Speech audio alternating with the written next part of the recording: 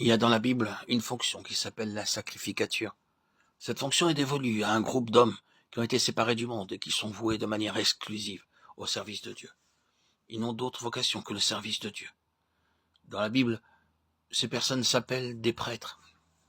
Depuis la Genèse, Dieu a eu ses prêtres. Le premier prêtre fut Melchisédek, prêtre du Dieu très haut, qui donna le pain et le vin à Abraham.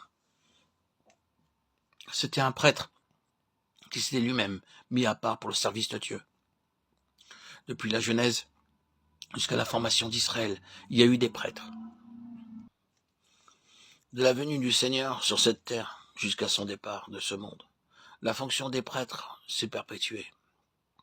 La Bible nous dit qu'après son ascension, le Seigneur Jésus est aussi allé devant Dieu, officier en tant que prêtre. En d'autres termes, le Seigneur Jésus s'est entièrement dévoué au service de Dieu. Pendant la dispensation de l'Église, le ministère de la prêtrise continuera. Au début du millénium, ceux qui auront part à la première résurrection seront sacrificateurs de Dieu et de Christ, et ils régneront avec lui pendant 1000 ans. Apocalypse 26.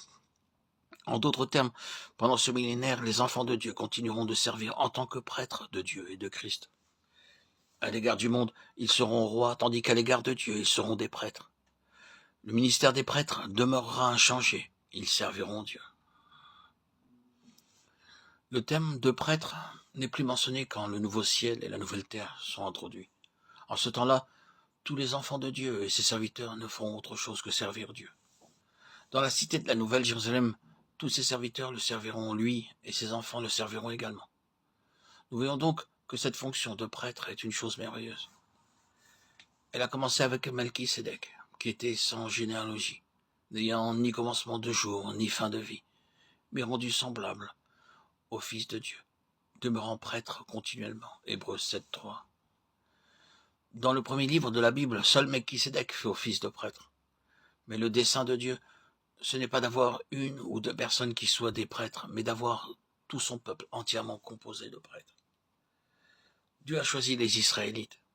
Quand les Israélites sont sortis d'Égypte et qu'ils sont parvenus à la montagne du Sinaï, Dieu a demandé à Moïse de dire au peuple, « Vous serez pour moi un royaume de prêtres et une nation sainte.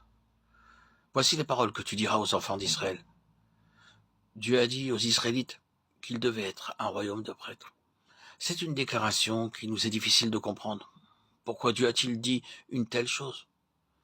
Cela signifie que toute la nation devait être constituée de prêtres. En d'autres termes, il ne devait pas y avoir de gens ordinaires dans cette nation, mais tous étaient des prêtres.